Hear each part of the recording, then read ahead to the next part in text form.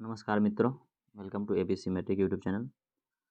दोस्तों, आज हम लोग जो यह एपिसोड लेकर के आए हैं, जो आज का जो क्लास होगा वो आपको यह जो मॉडल पेपर हम लोग सॉल्यूशन कर रहे थे उसका पार्ट 3 होगा। इस तीसरे पार्ट में आपको हम लोग 70 से ऊपर आपको 100 तक ऑब्जेक्टिव प्रश्न का सॉल्यूशन करेंगे। इससे पहले 2 पार्ट इसका बन चुका है, जिसमें पहले पार्ट में आपको 1 से 30 तक सॉल्व हुआ है और दूसरे पार्ट में आपको 31 से लेकर के 70 तक सॉल्व हुआ है। ठीक है, इसमें हम लोग 71 से लेकर 100 तक हल करेंगे। ठीक है, इस पार्ट में।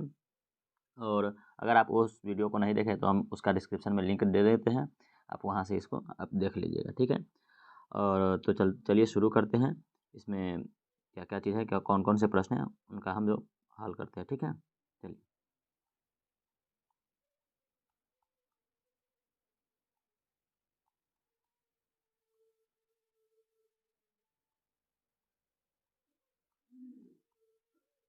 चलिए 70 तक हम लोग हल कर चुके थे पिछले वीडियो में।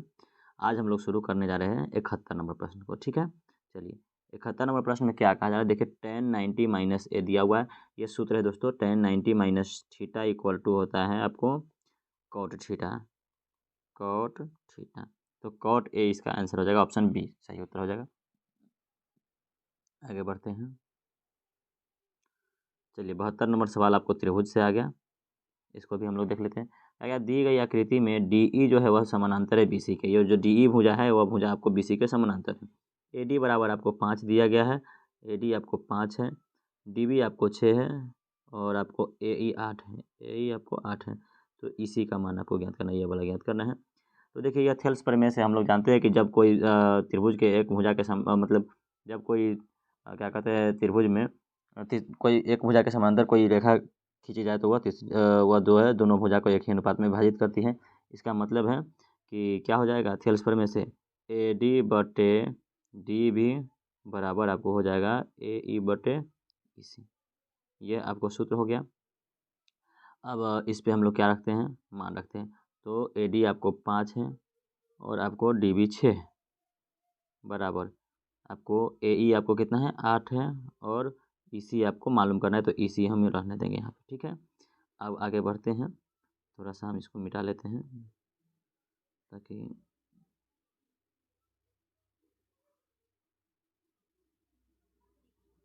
हल आसानी से हम कर पाए। ठीक है,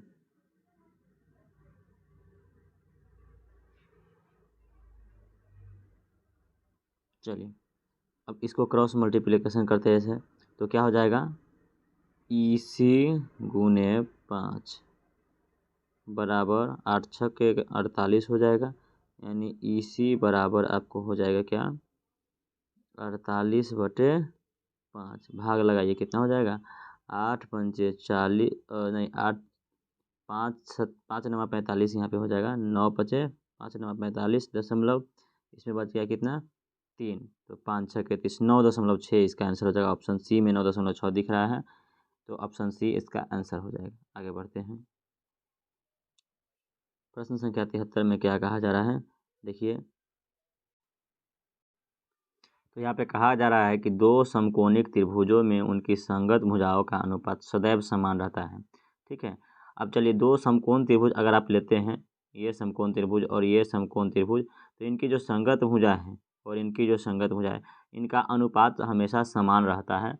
यह आपको थेल्स ने कहा था। ठीक है, थेल्स का यह कथन था कि जब भी दो समकोण त्रिभुज लेंगे और उनके जो त्रिभुज है बगल वाले, ठीक है, संगत भुजा चाहे इसका ये इसका अनुपात, संगत भुजाओं का अनुपात हमेशा क्या रहता है, समान रहता है। यह आपको थेल्स ने कहा था। ठीक है, तो ऑप्शन ए इसका सही उत्तर हो जाएगा। आगे बढ़ते हैं। 74 नंबर प्रश्न में कहा जा रहा है आपको कि एक बाह्य बिंदु से वृत्त पर कितनी स्पर्श रेखाएं खींची जा सकती है। यह एक वृत्त है मान लेते हैं और यह एक बाह्य बिंदु है। यहाँ से एक वृत्त पर केवल 2 स्पर्श रेखा ही खींची जा सकती है, 2 से अधिक स्पर्श रेखा नहीं खींची जा सकती है। तो 74 नंबर प्रश्न का जो उत्तर होगा आपको 2 हो जाएगा। यहाँ पे ऑप्शन बी में दिख रहा है 2।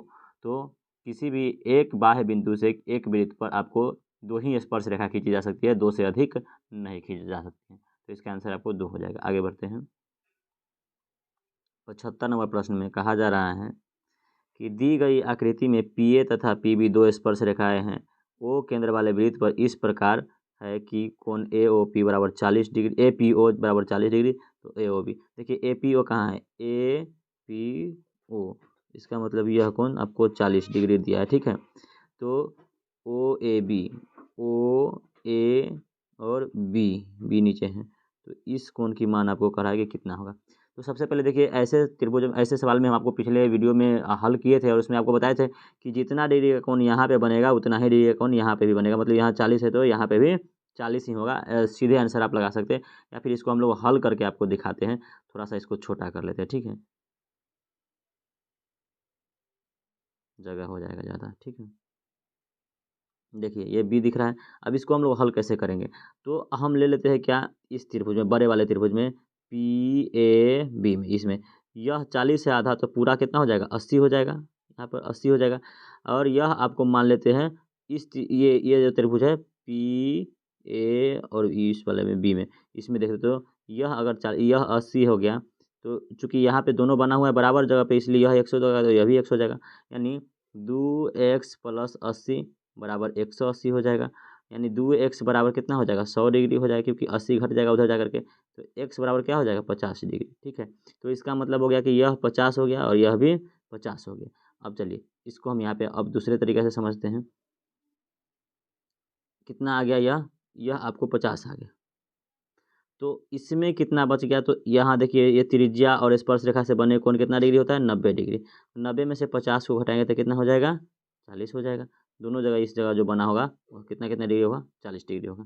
अब किसी और तरीके से भी ज्ञात करेंगे तो 40 ही आएगा, यानी जो कोण यहाँ पे आधा बनेगा वही इसका भी बनेगा, माने 40 डिग्री। तो 75 नंबर प्रश्न का उत्तर आपको ये हो जाएगा, ठीक है। आगे बढ़ते हैं,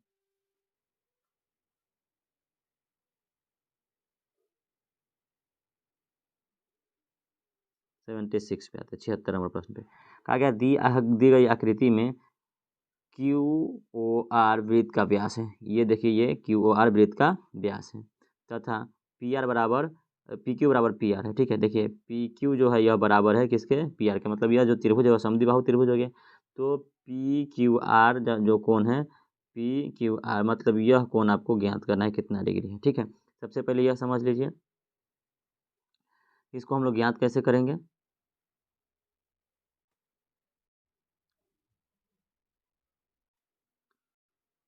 तो देखिए यहाँ पे क्या हो जाएगा, एक त्रिभुज आपको दिया गया है यहाँ पे वृत्त के अंदर में, इस वृत्त में आपको क्या हो जाएगा, देखिए जब भी इस प्रकार से बनता है, ठीक है, तो वृत्त के अंदर आप देख रहे हैं जो जीवा आप इसका देख रहे हैं दोनों बराबर हैं, बराबर आपको दे दिया गया। जब यह बराबर होगा तो यहाँ का जो कोण बनेगा ना वो आपको 90 डिग्री का बनेगा, कितना डिग्री का बनेगा, 90 डिग्री। तो उस हिसाब से आप देखिए, चूंकि यह दोनों बराबर है तो इसके सम्मुख कोण भी आपको बराबर होगा, ये और ये दोनों, तो कितना कितना डिग्री होगा, तो 180 पुट जाएगा, तो 90 डिग्री तो ये है, तो यह 45 और यह भी 45, मतलब 45 45 और 90 आपको बनेगा। तो इसमें जो आपको कोण कहा जा रहा है पी क्यू आर, यह जो कोण है यह आपको कितना डिग्री हो जाएगा, 90 डिग्री। तो ऑप्शन ए इसका सही उत्तर हो जाएगा। आगे बढ़ते हैं, 77 में क्या कहा जा रहा है, चलिए देखते हैं। कहा गया यदि ओ केंद्र वाले वृत्त पर वृत्त में ए बी और ए सी दो स्पर्श रेखा है, चलिए मान लेते हैं यह ओ केंद्र वाला एक वृत्त है, इस पर ए बी और ए सी दो स्पर्श रेखा है, ए से बी और सी, मतलब ए बी स्पर्श रेखा है और ए सी स्पर्श रेखा है। इस प्रकार है कि बी ओ सी, देखिए यहाँ पे ओ है, तो इस प्रकार से यहाँ पे बी ओ और यहाँ पे सी बनेगा, बी ओ सी जो है आपको 110 दे दिया गया है, ठीक है। तो सी ए ओ, यहाँ सी ए और आधा जो है इसमें का ओ कितना डिग्री होगा, देखिए पूरा 110 डिग्री ये हो गया, ठीक है। तो इसमें का कितना एक हो जाएगा, 55 डिग्री आधा हो जाएगा, तो 55 डिग्री इसमें का हो गया, ये 90 डिग्री है तो प्लस 90 डिग्री, और इसको मान लेते हैं, जिसको नहीं मालूम है उसको एक्स मान लेते हैं, बराबर यह त्रिभुज है टोटल यहाँ से लेके यहाँ तक एक, तो एक त्रिभुज का तीनों कोण का योग 180 डिग्री होता है, मतलब 55 और 90 कितना हो जाएगा, 145। तो एक्स बराबर हो जाएगा 180 और माइनस यह 55 90 जोड़ करके उधर भेजेंगे तो माइनस में हो जाएगा, तो 145 डिग्री हो जाएगा। घटाएंगे तो कितना हो जाएगा, 10 में से 5 घटा तो 5 और 7 में से 4 घटा तो 3, मतलब 35 डिग्री का कोण आपको बन जाएगा। ऑप्शन सी में 35 दिख रहा है, यही इसका आंसर हो जाएगा, ठीक है। आगे बढ़ते हैं, 78 नंबर प्रश्न में क्या कहा जा रहा है देखते हैं। बिंदु टी से किसी वृत्त पर स्पर्श रेखा की लंबाई 12 सेंटीमीटर है और केंद्र से टी की दूरी 13 सेंटीमीटर है, तो वृत्त पर त्रिज्या क्या है। ठीक है, बिंदु टी से किसी वृत्त की स्पर्श रेखा की लंबाई, बिंदु टी है कोई और स्पर्श रेखा की लंबाई आपको 12 सेंटीमीटर है और टी केंद्र की दूरी से इतना सेंटीमीटर हट करके चलिए मान लेते हैं यह वृत्त है। ठीक है, और टी यहाँ पे है। ठीक है, मान लेते हैं, नहीं टी इधर कहीं पे है, टी से केंद्र की लंबाई आपको कहा गया है 12 सेंटीमीटर है। ठीक है, टी से किसी वृत्त की स्पर्श रेखा की लंबाई स्पर्श रेखा की लंबाई आपको 12 है और केंद्र से टी की दूरी आपको यह 13 है। कितना है? 13 है। तो त्रिज्या क्या है? तो यहाँ पे तो आपको यह समकोण त्रिभुज है, तो क्या हो जाएगा? पाइथागोरस लग जाएगा। तो ये जो त्रिज्या है, त्रिज्या बराबर क्या हो जाएगा? 13 के स्क्वायर माइनस 12 के स्क्वायर, क्योंकि समकोण त्रिभुज में बड़े कर्ण का स्क्वायर माइनस यहाँ पे छोटे भुजा का स्क्वायर बराबर क्या हो जाएगा? ये हो जाएगा 13 का स्क्वायर 169 माइनस 12 का स्क्वायर 144 माने 25 और 25 का वर्गमूल आपको कितना आ जाएगा? 5 आ जाएगा। यहाँ पे अगर हम लेते हैं तो रूट में पूरा को लेना पड़ेगा, रूट 5 हो जाएगा, तो यहाँ पे आंसर 5 में आ जाएगा। मतलब ओ टी बराबर आप यहाँ पे कुछ और दे देते हैं क्योंकि यह टी है, ओ पी बराबर आपको हो जाएगा 5। ठीक है, तो वृत्त की जो त्रिज्या होगी आपको 5 सेंटीमीटर हो जाएगा। ऑप्शन डी सही उत्तर हो जाएगा। ठीक है, आगे बढ़ते हैं 79 नंबर में क्या कहा जाए देखिए। दी गई आकृति में ओ वृत्त का केंद्र है, ओ पी आर बराबर 60 डिग्री। देखिए ओ वृत्त का केंद्र है और ओ नहीं है, क्यू पी आर है, क्यू पी आर ये जो है आपको 60 डिग्री दिया गया है। ठीक है, यह आपको 60 डिग्री दिया गया है। तो ओ क्यू आर क्या होगा? ओ क्यू आर देखिए इसमें यह क्या होगा, तो आप इसको समझ लीजिए, यह आपको 60 डिग्री दे दिया गया है। ओ क्यू आर यह कोण आपसे पूछा जा रहा है। ठीक है, आइए हम लोग इसको थोड़ा सा अच्छे से समझते हैं। बड़ा कुछ वृत्त एक बड़ा सा बनाते हैं। जब वृत्त में ऐसा कोई भी बनता है त्रिभुज, ठीक है,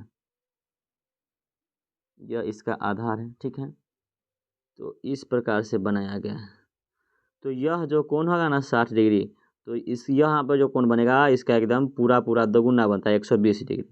अब हमको पूछा जा रहा है यह कोण कितना है, तो मान लेते हैं कि यह x है। क्योंकि यहाँ पे आपको पूरा दिखाई दे रहा है कि यह बराबर दिखाया जा गया है, यह भी बराबर दिखाया, तो यह भी जो है यहाँ पे क्या हो जाएगा? बराबर। तो यह x है तो यह भी क्या हो जाएगा? x हो जाएगा।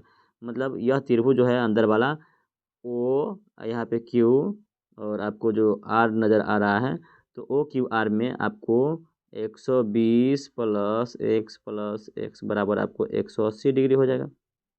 माने 2x बराबर 180 में से 20 घटाएंगे, 180 घटाओ 20 तो 60 डिग्री हो जाएगा 120। माने x बराबर क्या हो जाएगा? 60 और यह 2 बराबर को साइड भेजेंगे तो बट्टा में चल जाएगा। कटेगा कितने बार में? 30 बार में।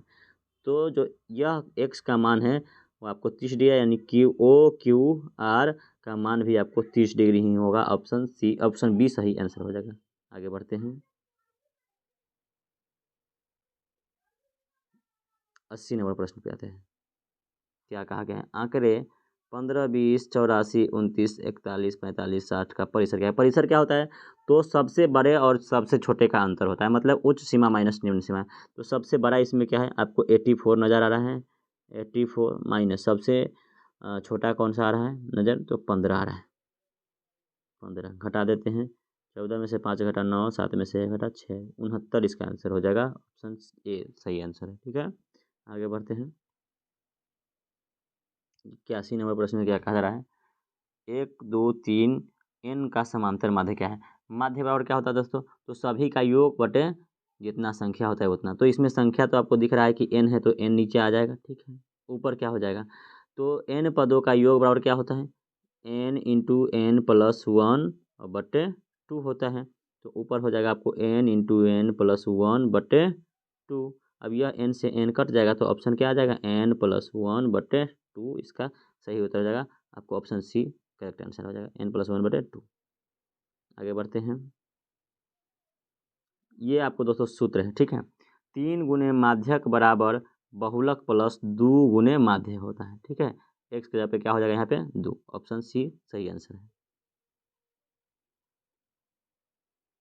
83 नंबर प्रश्न में आते हैं। देखिए बहुलक का सूत्र क्या कहता है दोस्तों, तो जो सबसे अधिक बार आया है वही बहुलक है। तो देखिए इसमें 12 कितनी बार आया है, 12 1 2 2 बार आया है। 13 कितनी बार आया है, 1 2 3, 13 3 बार आया है।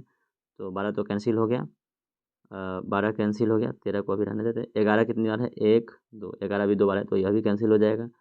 चलिए 14 कितनी बार है, 1 बार है, यह भी कैंसिल हो गया। 15 भी 1 बार है, यह भी कैंसिल हो गया। ऑप्शन 13 ही सही उत्तर हो जाएगा, जो सबसे अधिक बार है। चलिए आगे बढ़ते हैं। 84 नंबर प्रश्न में क्या कहा गया है, देखिए यदि 7 9 13 15 एक्स का माध्य 10 हो तो एक्स बराबर क्या होगा। तो माध्य निकालने का सूत्र क्या है दोस्तों, सभी को जोड़ दीजिए और बट्टे सभी को लिखेंगे। 13 प्लस 15 प्लस एक्स, कितने पद हो गए, तो 5 पद हो गए, बराबर आपको कितना है दिया हुआ 10। यानी एक्स प्लस सभी को जोड़ेंगे तो 7 और 13 7 20 और 15 9 24, ठीक है। तो 20 और 24 हो गया 44, एक्स प्लस 44 बराबर, यह 5 से 10 में गुना हो जाएगा 50 हो जाएगा। क्रॉस मल्टीप्लिकेशन करेंगे तो एक्स बराबर क्या हो जाएगा, 50 माइनस 44 बराबर कितना हो गया 6। तो वह संख्या क्या है, 6 है। एक्स के जगह पर 6 रहेगा तो माध्य आपको कितना आएगा, 10 आएगा, ठीक है। चलिए ऑप्शन ए सही है, आगे बढ़ते हैं। 85 नंबर प्रश्न में क्या कहा जा रहा है, किसी घटना की प्रायिकता अधिकतम मान क्या होता है, का अधिकतम मान, किसी घटना की प्रायिकता का अधिकतम मान क्या होता है। तो हमने बताया था कि आपको किसी भी घटना की प्रायिकता आपको 0 से शुरू होता है और 1 पर जाकर के खत्म हो जाता है, बाकी इसके बीच में ही रहता है, बट्टा में रहेगा। या तो 0 हो सकता है या तो 1 हो सकता है, 1 से न ज़्यादा हो सकता है न 1 से कम हो सकता है। तो अधिकतम मान क्या हो गया आपको, 1 हो गया, ठीक है। तो किसी घटना की अधिकतम मान जो है प्रायिकता का वो क्या होता है, 1 होता है। ऑप्शन ए सही है, आगे बढ़ते हैं। 86 नंबर प्रश्न में क्या कहा जा रहा है, देखिए निम्नलिखित में कौन सी घटना की प्रायिकता नहीं हो सकती। तो 1 से ज़्यादा नहीं हो सकता और 0 से कम नहीं हो सकता। 0 से कम तो यहाँ पे कोई नहीं है, लेकिन 1 से ज़्यादा आपको हमको नज़र आ रहा है कोई। देखिए 13/12 है, इसको आप जैसे ही आपको अंश से हर जो है कि कम नज़र आए तो वह 1 से ज़्यादा मान हो जाएगा, यानी ये 1.5 हो जाएगा। देखिए यहाँ पे अंश से हर ज़्यादा है, 12 है, अब भाग लगा के देखेंगे तो 12 एकम 12 और फिर 1 दशमलव कुछ आ जाएगा, जो कि आपको प्रायिकता नहीं हो सकता। तो ऑप्शन डी सही आंसर हो जाएगा। ये तो एक के बीच में है, 0 और 1 के बीच में, यह भी आपको देखिए 0 और 1 के बीच में ही है। और 50% का मतलब 1/2 होता है, यह भी आपको 0 और 1 के बीच में है। तो ऑप्शन डी इसका करेक्ट आंसर हो जाएगा। आगे बढ़ते हैं। 87 में क्या कहा जा रहा है, देखिए एक न्याय संगत पासा फेंका गया तो 2 का गुणज आने की प्रायिकता क्या होगी। चलिए एक पासा में 2 का गुणज कौन कौन है, एक 2 है, एक 4 है, एक 6 है। तो टोटल कितने संभव परिणाम हैं आपको, 3। और कुल कितने हैं, 1 2 3 4 और 5 ये 6, टोटल 6 परिणाम है, ठीक है। तो संभव परिणाम बटे कुल परिणाम आपको होता है प्रायिकता का सूत्र। तो 3/6 यानी 1/2 आपको आंसर इसका हो जाएगा। ऑप्शन ए करेक्ट आंसर है। आगे बढ़ते हैं। कहा गया है इसमें अच्छी प्रकार से फेंटी गई एक ताश की गड्डी में से एक पत्ता यादृच्छिक निकाला जाता है, तो इसके लाल रंग का पत्ता होने की क्या प्रायिकता। चलिए लाल रंग की टोटल कितने पत्ते होते हैं आपको 60 में, टोटल आपको पता होता है 52, ठीक है, ताश में। और 52 में से आपको दो दो आपको जो होता है वो आपको काला होता है और 2 आपको जो है वो लाल होता है, ठीक है। तो 2 प्रकार के पत्ते हैं, एक आपको ईंट जो होता है, ईंट भी आपको लाल होता है, ठीक है। एक लाल पान होता है, ठीक है, लाल पान, या इसको सीधे पान भी हम लोग बोलते हैं, ठीक है। तो यह भी आपको होता है लाल। और आपको एक होता है चीरी होता है, ठीक है, यह आपको काला होता है। एक और आपको होता है काला पान, यह भी आपको काला होता है। टोटल 52 होता है, 13 पत्ते आपको आते हैं, 4 प्रकार के 4 रंग का पत्ता होता है, आप भाग लगाइएगा तो 13 पत्ता आपको होता है टोटल। तो एक में आपको 13 हो गया लाल, तो दूसरा में भी आपको 13 होगा, यानी टोटल लाल पत्ता कितना हो गया 26, और टोटल पत्ता कितना है आपको 52। तो इसका प्रायिकता क्या हो जाएगा, 1/2, 1/2 इसका करेक्ट आंसर हो जाएगा, ऑप्शन ए, ठीक है। आगे बढ़ते हैं।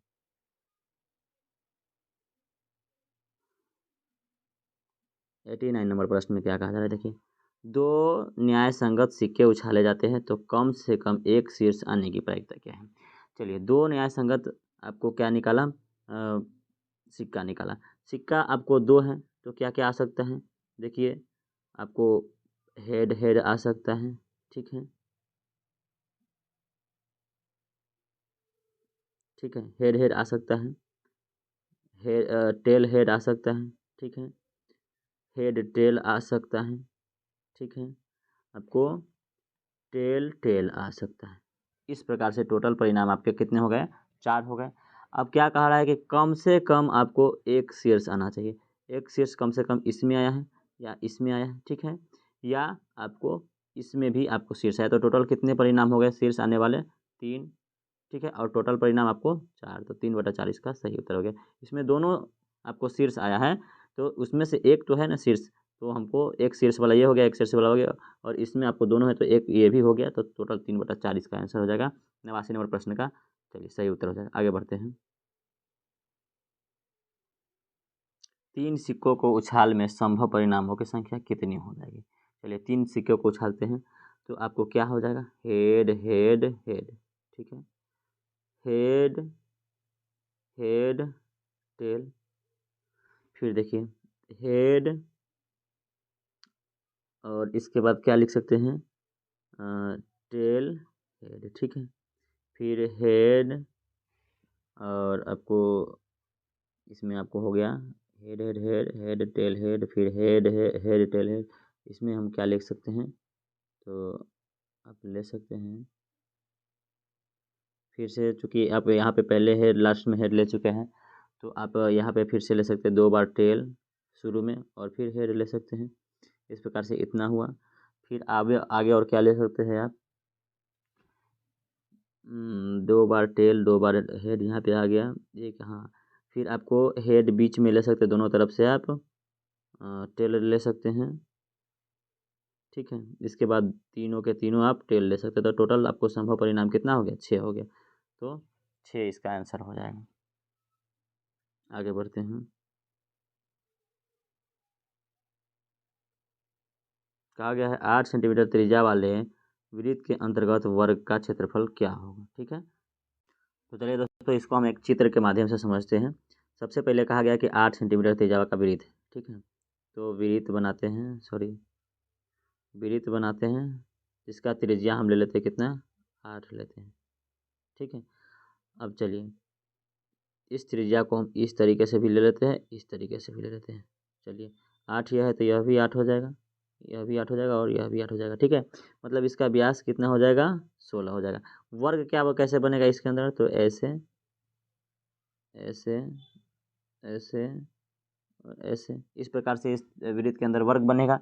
तो देखिए, ये वर्ग का विकर्ण हो गया, ये वाला, ठीक है। वर्ग का विकर्ण यहाँ पे कितना हो जा रहा है, 16 हो जा रहा है, ठीक है। तो वर्ग का भुजा बराबर क्या होता है, सॉरी, विकर्ण बराबर क्या होता है सूत्र, विकर्ण बराबर होता है √2 गुने भुजा, बराबर आपको इसका कितना हो गया, 16 हो गया। तो भुजा कितना ज्ञात हो जाएगा, 16/√2, ठीक है। और क्षेत्रफल क्या होता है वर्ग का, तो भुजा स्क्वायर होता है। तो क्षेत्रफल बराबर क्या हम लिख सकते हैं, भुजा स्क्वायर, मतलब 16/√2 का स्क्वायर कर सकते हैं। इसका मतलब ये हुआ कि 16 गुने 16/√2 का स्क्वायर आपको 2 हो जाएगा। काटेंगे इसको तो कितने बार में कटेगा, 8 बार में। तो अब चलिए, 16 गुने 8 बच गया क्षेत्रफल के लिए, तो 16 8 कितना होता है, 128। तो 128 वर्ग मीटर सेंटीमीटर इसका क्या हो जाएगा, क्षेत्रफल हो जाएगा। ये ऑप्शन डी। अब देखिए, इसको हम लोग दूसरे तरीका से भी ज्ञात करें तो ज्ञात कर सकते हैं। यह एक समकोण त्रिभुज यहाँ पे हो जा रहा है और यह 8 है और यह भी 8 है। तो यह समकोण त्रिभुज में 8 है तो इसका हम कर्ण निकालेंगे। तो 8 और 8 से क्या निकलेगा, आपको ज्ञात करने पर क्या हो जाएगा, 8 8 64 और 64, 128 को जब आप ये करेंगे तो रूट में 128 हो जाएगा। रूट में 128 इसका ये निकल गया भुजा वर्ग का, और रूट में 128 का भुजा का स्क्वायर होता है वर्ग का सूत्र। तो रूट 128 का स्क्वायर करेंगे तो सीधे 128 आपको इसका क्षेत्रफल ज्ञात हो जाएगा। तो आपको 128 इसका सही उत्तर हो जाएगा। ऑप्शन नंबर आपको डी। आगे बढ़ते हैं, 92 नंबर प्रश्न पे आते हैं। कहा गया है दो वृत्तों के परिधियों का अनुपात इतना है, ठीक है। तो इनके क्षेत्रफलों का अनुपात, परिधि का अनुपात दिया है, इसका मतलब हुआ कि 2 पाई r1 आपको दिया है बटे 2πr2 आपको दिया है। इसका मतलब 2 पाई से 2 पाई कट जाएगा चूँकि ये अंक है, और बराबर आपको 4/5 दिया है। इसका मतलब r1/r2 बराबर आपको 4/5 हो गया। तो क्षेत्रफल क्या होता है, पाई आर स्क्वायर होता है, यानी पाई और r1 का स्क्वायर बटे पाई r2 का स्क्वायर। अब देखिए पाई से पाई कट जाएगा क्योंकि ये नियतांक है। r1 का मान आपको कितना हो गया, 4 हो गया, अब बटे 5 हो गया। इसका स्क्वायर कर दीजिए तो आपको 4 चौके 16 और अनुपात कितना हो जाएगा, 50/25। तो 16:25 इसका आंसर हो जाएगा ऑप्शन सी करेक्ट आंसर है। ठीक है, आगे बढ़ते हैं। कहा गया है यदि एक समबाहु त्रिभुज का क्षेत्रफल इतना है तो उसकी भुजा क्या होगा। समबाहु त्रिभुज का क्षेत्रफल क्या होता है, √3/4 गुने भुजा स्क्वायर। आपको इसका दिया हुआ है 9√3। इसको हम बराबर के उसे ट्रांसफर करेंगे तो क्रॉस मल्टीप्लिकेशन हो जाएगा, 4 चला जाएगा गुना में और √3 चला जाएगा नीचे में, यानी भुजा स्क्वायर बराबर हो जाएगा 9√3 बटा में चला जाएगा और गुना में 4 हो जाएगा। √3 से √3 कट जाएगा तो 36 हो जाएगा आपको। तो सीधा भुजा और क्या हो जाएगा, बराबर के उस साइड स्क्वायर को भेजेंगे तो रूट में चल जाएगा 36, 36 का वर्गमूल आपको 6 हो जाएगा। तो ऑप्शन ए इसका करेक्ट आंसर हो जाएगा। इसकी भुजा कितना हो जाएगा, 6। आगे बढ़ते हैं 94 प्रश्न में क्या कहा जा रहा है, देखिए आगे R1 तथा R2 त्रिज्या वाले दो वृत्तों के परिधियों का योग आपको इतना है। ठीक है, तो परिधि के बराबर परिधियों का योग आपको R है। R1 तथा R त्रिज्या वाले दो वृत्त के परिधियों का योग आपको R त्रिज्या वाले वृत्त के परिधियों के बराबर है। तो क्या होगा, चलिए इसको हम लोग चेक कर लेते हैं कैसे है बराबर। तो देखिए क्या हो जाएगा, आपको कहा जा रहा है पाई आर, परिधि क्या होता है, 2πr होता है, तो 2πr1 प्लस 2πr2 इनका योग आपको बड़ा आर त्रिज्या वाला वृत्त के परिधि के हैं तो क्या है 2πr है, सीधे ऐसे। दोनों में 2 पाई है तो दोनों में से 2 पाई को आप कॉमन कर लीजिए। इसमें क्या हो जाएगा r1 प्लस r2, इसमें बराबर हो जाएगा 2πr। ठीक है, 2 पाई से 2 पाई आपको कट जाएगा तो यहाँ क्या हो गया R1 प्लस R2 बराबर हो जाएगा R के। यह आपको ऑप्शन जिसमें दिख रहा है वही आंसर हो जाएगा। तो R1 प्लस R2 बराबर R है, यानी ऑप्शन बी में दिख रहा है तो ऑप्शन बी इसका सही उत्तर हो जाएगा, R1 प्लस R2 बराबर R। ठीक है, आगे बढ़ते हैं 95 नंबर प्रश्न पे। कहा गया है यदि शंकु की ऊंचाई और त्रिज्या 3 गुनी हो जाती है तो शंकु का आयतन क्या होगा। ऊंचाई भी इसका 3 गुना हो गया है और त्रिज्या भी, यानी पहले से इसका आयतन क्या होता है 1/3 और πr² ये होता है। ठीक है, बाद में इसको r बढ़ करके 3r हो गया है और ऊंचाई बढ़ करके 3h हो गया है। तो चलिए क्या हो जाएगा इसका आंसर 1/3 पाई और यहाँ पे 3r का स्क्वायर हो जाएगा और गुने 3h हो जाएगा। चलिए तो इसका मतलब 1/3 पाई और r का स्क्वायर करेंगे तो r² हो जाएगा और h तो h हो जाएगा, लेकिन यहाँ पे क्या बढ़ जाएगा तो 3 का स्क्वायर कितना हो जाएगा 9 और यह 3, 9 27, मतलब πr² में कितना आपको आ गया यहाँ पर गुना में 27, तो 27 गुना हो जाएगा। कितना हो जाएगा 27 गुना। ऑप्शन डी इसका करेक्ट आंसर है 27 गुना। आगे बढ़ते हैं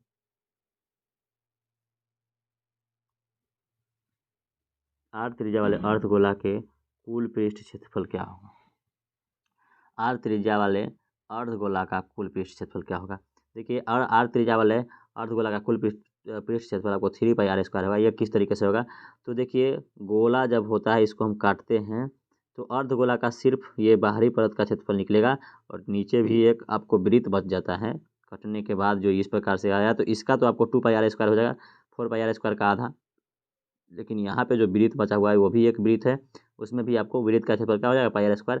तो ये πr² इसमें जुट जाएगा, तो 2πr² में 1πr² जुटेगा तो कितने πr² हो जाएगा 3πr²। Option B correct answer है। आगे बढ़ते हैं 97। क्या कहा जा रहा है, शंकु के छिन्नक का आयतन क्या होता है। तो दोस्तों शंकु के छिन्नक का आयतन आपको क्या होता है, पहला वाला ही हो जाएगा 1/3 पाई h इंटू r² इंटू छोटा r² और दोनों r का गुणनफल होता है। ठीक है, तो ऑप्शन ए ही आपको करेक्ट आंसर हो जाएगा। आगे बढ़ते हैं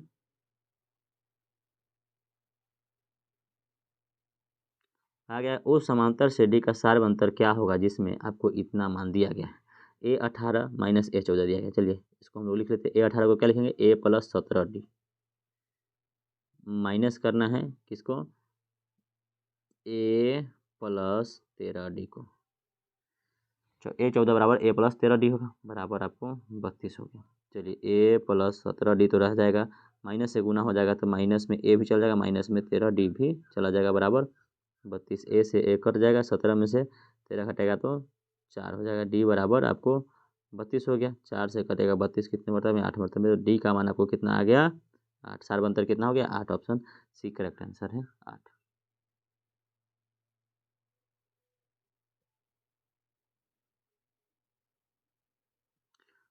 99 नंबर प्रश्न पे आते हैं। क्या कहता है देखिए, गोला का व्यास आपको 42 सेंटीमीटर है, तो इसका पृष्ठ क्षेत्रफल क्या हो जाएगा। व्यास दिया है तो त्रिज्या आपको हो जाएगा 21।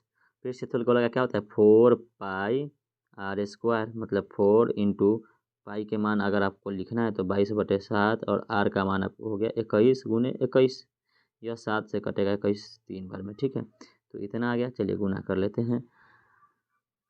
22 चौके 88 है ना, और चलिए 22 चौके 88 हो जाएगा, और 88 में 3 से गुना करेंगे तो 8 तिया 24 के 4, और 8 तिया 24, और 2 26। इसमें आपको फिर से बच जाएगा 21 से गुना करना। 21 चौका 84 के 4 हासिल 8, 21 छके 126, 126 गो और 8 गो, 26 और 8 हो गया 34, 34 के 4 हासिल आपको हो जाएगा 13, और 21 दूना 42, और 42 और 13 आपको 55 हो जाएगा। 55 44 इसका सही उत्तर हो जाएगा, ऑप्शन सी, ठीक है। आगे बढ़ते हैं 10 नंबर प्रश्न में। 100 नंबर प्रश्न में आते हैं। एक बेलन की ऊंचाई आपको 14 दिया गया है, और बेलन का वक्र सतह का क्षेत्रफल आपको इतना दिया गया है, ठीक है, तो इसका आयतन क्या होगा। चलिए बड़ा इंपॉर्टेंट सवाल है, यानी वक्र पृष्ठ क्षेत्रफल क्या होता है बेलन का, 2πr/h बराबर आपको दिया गया है 264। अब देखिए ऊंचाई यानी h दिया गया है, तो आपको हम चूँकि यहाँ पे आयतन निकालना है, इसमें भी आपको पाई का आवश्यकता हो, इसलिए पाई को मान को हम काटेंगे नहीं। चलिए आर बराबर क्या हो जाएगा, 264/2 और इंटू एच के जगह पे कितना आ जाएगा, 14। चलिए 2 से इसको काट लेते हैं पहले, कितने बार में कटेगा, 2 एकम 2, 2 तिया 6, और 2 दूनी 4, 132 हो गया। 14 से 132 कटेगा क्या,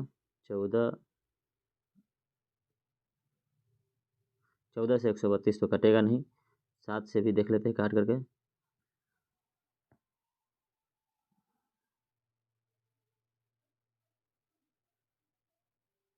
ये नहीं कटेगा आपको, ये कटेगा डायरेक्ट किससे आपको, यह कटेगा कितने बार में, सीधे 2 से कटेगा 7 मरतब में, और ये कटेगा 132 आपको 6 दूना 12, एक आएगा, फिर 6 दूना 12, 66 बार में कटेगा।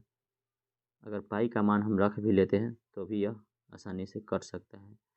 22/7 बिल्कुल, 66/7 गुने पाई नीचे है तो नीचे 22 रह जाएगा, और 7 चला जाएगा आपको ऊपर, ठीक है, 7 से 7 कट जाएगा, 22 दिया आपको 66 कट जाएगा। तो आर का मान आपको कितना आ गया, 3 आ गया, ठीक है, आर का मान आपको 3 आ गया। चलिए आर का मान 3 आ गया, तो उसके बाद हम क्या लिखते हैं, बेलन का आयतन क्या होता है, πr² होता है। इसका मतलब पाई का मान 22/7, आर का मान आपको 3 का स्क्वायर, मतलब इसको हम स्क्वायर को न लिख करके 3 गुने 3 लिख देते हैं, और एच का मान आपको मालूम ही है 14। 7 से 14 कटेगा 2 बार में, ठीक है, और सीधे क्या बच गया आपको, 22 गुने 3 गुने 3 गुने 2 है ना, तो 3 तिया 9 दूना 18 गुने 22 हो गया, 18 दूने 36 के 6, 18 दूना 36 और 3 39, 396 आपको इसका आंसर हो जाएगा। किस ऑप्शन में 396 है, तो ऑप्शन नंबर डी में आपको 396 करेक्ट आंसर है। तो इस प्रकार से हम लोग जो 2022 का ये उठाए थे, क्या कहते हैं, मॉडल पेपर, उस मॉडल पेपर के सारे प्रश्नों का सॉल्यूशन हम कर लिए। यह पार्ट 3 था, और इससे पहले 2 पार्ट का सॉल्यूशन और भी हुआ था, आप वहाँ पे से भी जा करके देख सकते हैं, ठीक है दोस्तों। तो वहाँ देखने के लिए जा करके हमारे डिस्क्रिप्शन में लिंक है, वहाँ से क्लिक करके आप देख सकते हैं। तो मिलते हैं नेक्स्ट वीडियो में, तब तक के लिए जय हिंद दोस्तों। अगर हमारे चैनल पर नए हैं तो चैनल को सब्सक्राइब जरूर कर लीजिएगा, और वीडियो को एक लाइक जरूर कर दीजिएगा, क्योंकि वीडियो बनाने में दोस्तों बहुत मेहनत लगता है, इसलिए चलिए दोस्तों, धन्यवाद।